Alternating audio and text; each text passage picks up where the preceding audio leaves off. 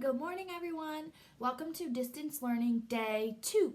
This video is for friends that have a packet which their front looks like this. It is grade 2 ELA. If your packet looks like that, you are in the right place, so please keep watching. If you have a different packet, please go back to my other videos to see which video is the right video for you. All right, so today is Wednesday. It is day 2, and I want to talk about what is expected of you for ELA. It is very similar to what was expected of you yesterday, but I want to go through it with you so that you understand. So we are starting with another word ladder. This is where you need to read the clues on the side of the ladder and write the words that make sense in that space.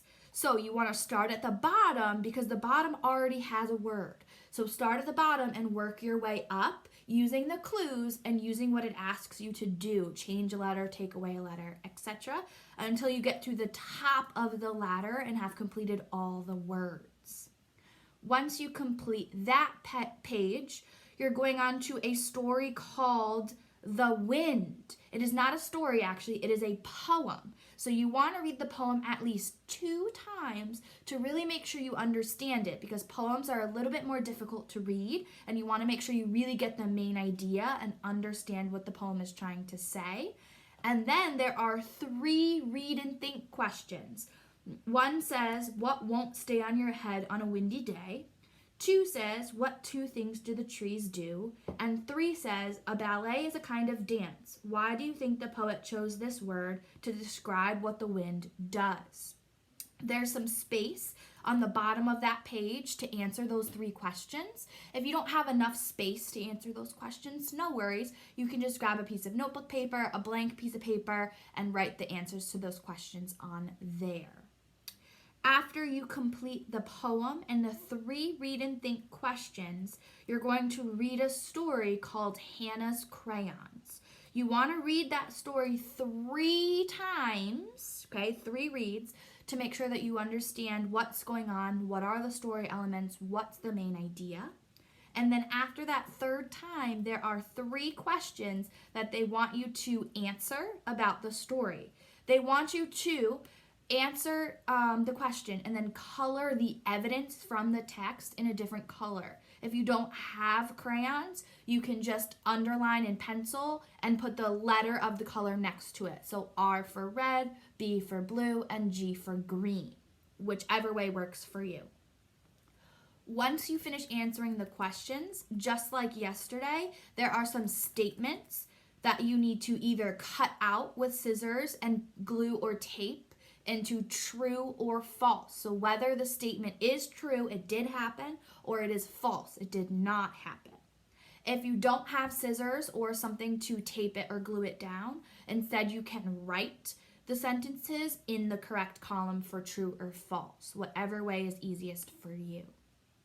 That is all that is expected of you today for ELA. Very similar type of things to yesterday, so hopefully by tomorrow you'll really understand how the process works and how long it's going to take for you. But that is it for ELA. What I want to do now is talk about today's theme. Today is Wednesday, and our theme is Who Am I? So I'm going to share 4 clues with you about a person, and your job is to think about the clues, maybe do some research, maybe talk to family members, see if they know who this person is, and make a guess as to who this person is. You can guess in the comments below this video. You can guess in an email from mom or dad or from your Office 365 to me. You can tell me in Blooms or have moms and dad tell me in Blooms, whatever way works for you. Make sure that you tune in tomorrow, because tomorrow I'll share who the person is, so you get to see if you're correct or not. All right, clue number 1. She, so there's 1 clue, was born April 4th, 1928 in St. Louis, Missouri. 2, she worked closely with Martin Luther King during the Civil Rights Movement. 3, she died May 28th, 2014 at the age of 86. And 4, she was a famous poet and writer, best known for her autobiography called I Know Why the Caged Bird Sings. So think about those 4 clues. Maybe write them down. Maybe do some research. Maybe ask a family member. Who am I?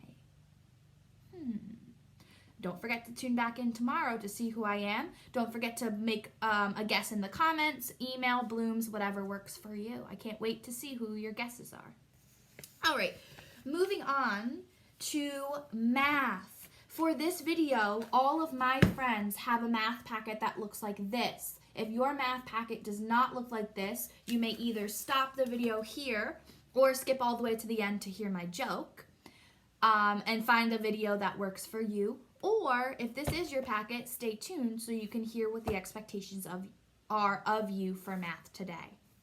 All right, so just like yesterday, you need to do your multiplication and division facts. Today we're doing day 2, which is 2 columns of multiplication and division facts. You can get them checked by mom and dad. You can check by the opposite or inverse operation, or have an older sibling check for you. When you finish your 2 columns of math facts, you're moving on to our word problem of the day. Remember, you're only doing 1 word problem, not the whole page. Okay, so just the number 2 word problem for today. Then you're going to practice adding multi-digit numbers. So in your packet, there is a page that reminds you how to add multi-digit numbers. And then there are 2 work pages to do about adding multi-digit numbers. When you finish both of the work pages, there is a game to play. The game is called Spin a Million. The directions are right here. The spinner that you need is right here. Hopefully you received a paper clip in your envelope with your packets. If you did not and you have one at home, you can use a pencil and a paper clip from home.